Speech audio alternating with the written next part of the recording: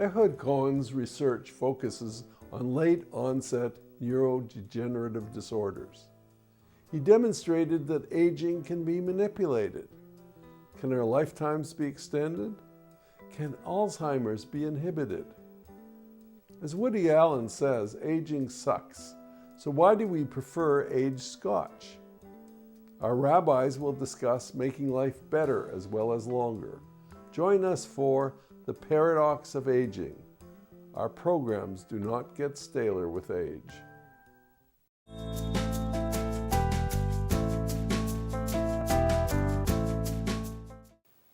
My guest is Robert L. Rubinstein. He's written a book called An Italian Renaissance, Choosing Life in Canada.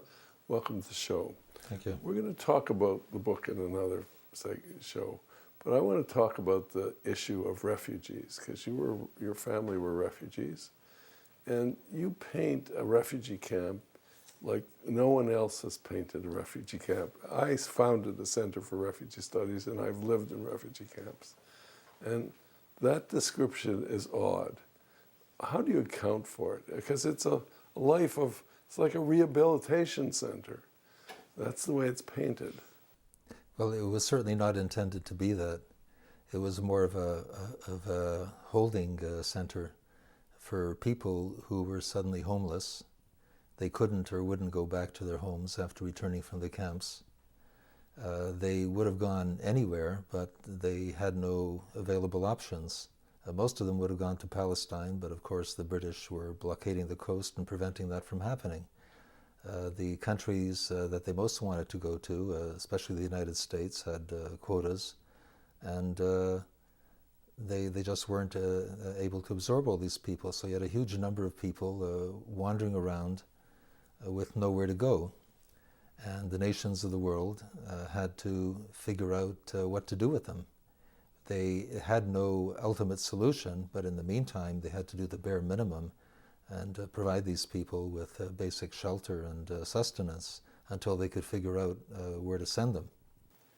But it's, holding camps now, excuse me, are much more meager than this description. Even though they didn't get a rich diet, it seems to have been a richer life. But I suspect that it's your mother's translation of that life rather than what really happened. Yes, it was not, I'm sure, a pleasant place to be. It couldn't possibly have been. You had all these severely traumatized people who just a short time before had been in death camps, after all. They were barely alive, and they were totally demoralized by what they had gone through. They had no reason to hope for very much in the future. And the camps were full of miserable, frustrated people. They would have wanted to get on with their lives, and they weren't being allowed to. And no one thought to themselves, gee, isn't this wonderful that I can stay in this place, and they're providing us with 3 square meals a day and all kinds of recreational activities. No one saw it that way. They just wanted to get out of there.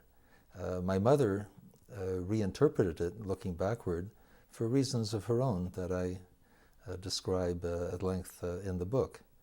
But certainly it was not a fun place to be.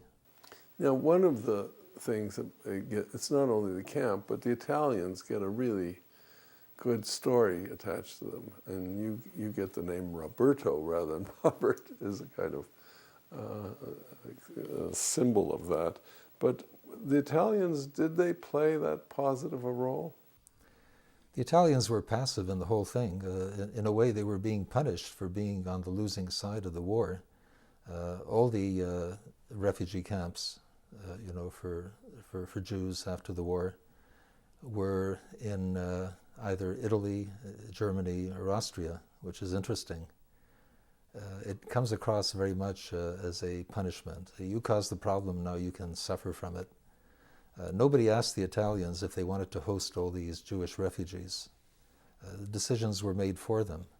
They were under military occupation in the north of Italy. It was, of course, the British zone of occupation, and the camp that my parents lived in, that I was born in, was administered by British military officials.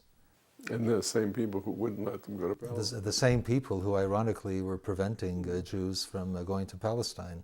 And it's also ironic, because your mother was a Zionist, that that's the real reason and motivation that there are not a lot of countries supported Israel, because they wanted Israel to take the refugees, because they didn't. But we'll have to wind it up there. Thank you for coming on the show again, and pleased to have you written this book. Thank you.